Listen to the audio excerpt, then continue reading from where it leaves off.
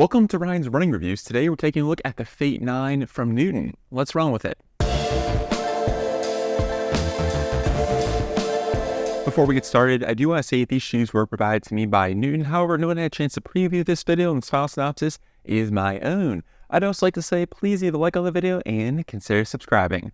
Here we go. Newton is a smaller running shoe manufacturer, and they do things completely different from most of their brands. I did a full deep dive on the company and what really separates them on my Fate 7 review, the shoe over there in the corner. So go check out the first half of that video. I just kind of go into all the different things that really make Newton unique.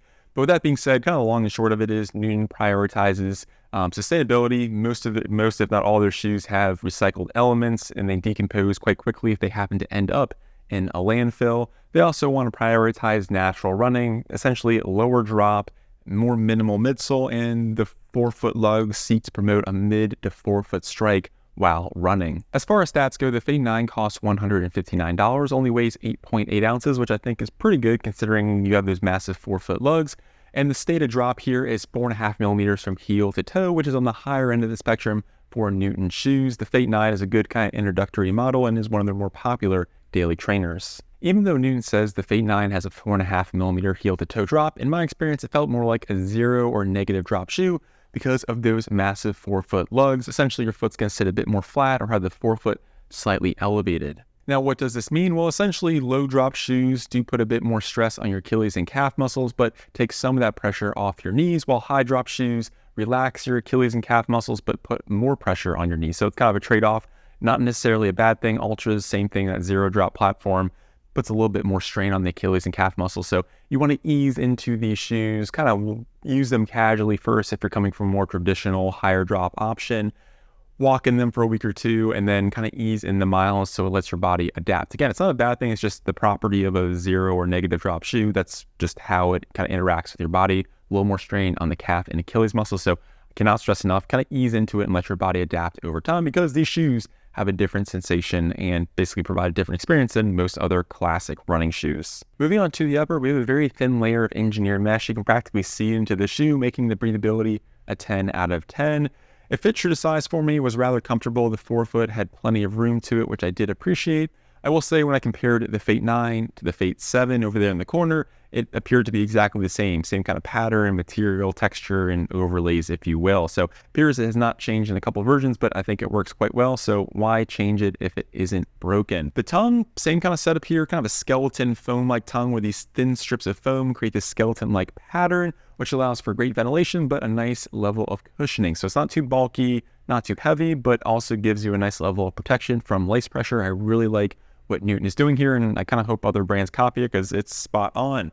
They also have a non-gusseted setup with 2 small strips of fabric on both sides to keep the tongue in place.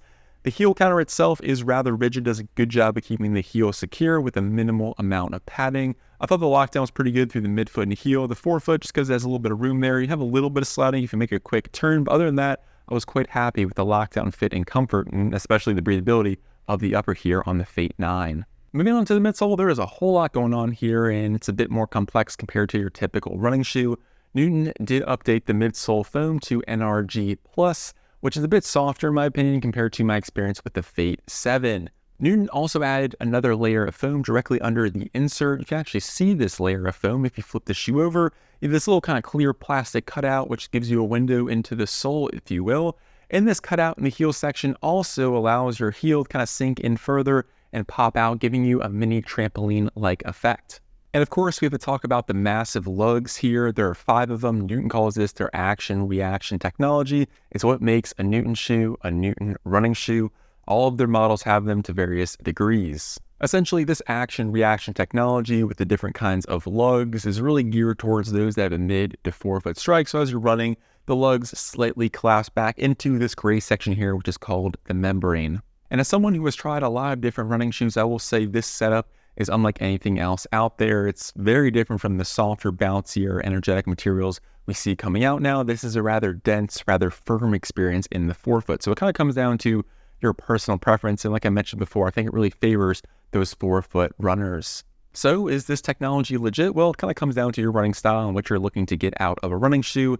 It is a rather minimally cushioned experience. You have a very dense, kind of substantial feeling directly under the forefoot and a very noticeable toe off. I talked to a lot of people who absolutely love these shoes. I ran with Harvey Lewis in the Badwater 135, and he used the Newton, I think, Gravity Plus for all 135 miles, came in 5th, did it in 27 hours, and he swears by Newtons. And I've also talked to people who say, hey, Newtons really aren't for me. They're just a little bit too clunky, a little bit too strange. I want something with a bit more cushion. So they are just a really unique, somewhat polarizing shoe. There's not too many people in the middle. It's usually either you love them or you want to go in a different direction. And for me personally, do I use these as part of my everyday rotation? Not necessarily, but what I do like them for is to kind of mix things up. So I do kind of like a little bit more cushion for the push-in, kind of the super trainers like the New Balance SC Trainer, or something like the Hoka Mach X. You have that plate in there, tons of cushioning, or just something a little bit more comfortable and energetic. But every now and then, it's kind of nice to break out the Newtons because, like I said before, more minimal experience, puts a little bit more strain in the Achilles and calf muscles just because of the nature of the low to negative drop setup, and kind of helps you work your leg muscles in a different way. So it's not necessarily for my personal running style, but it's nice to kind of add it in if I want to mix things up or kind of work my body in a different way, which most conventional shoes just can't do.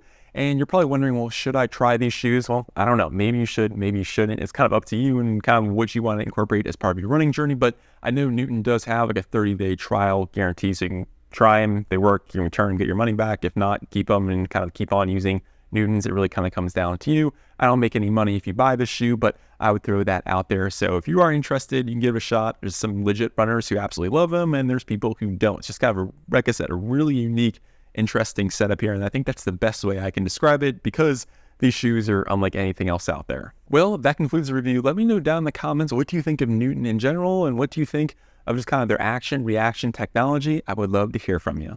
Well, I'm Ryan for Ryan's Running Reviews, and I'll catch you guys on the next one. Thanks.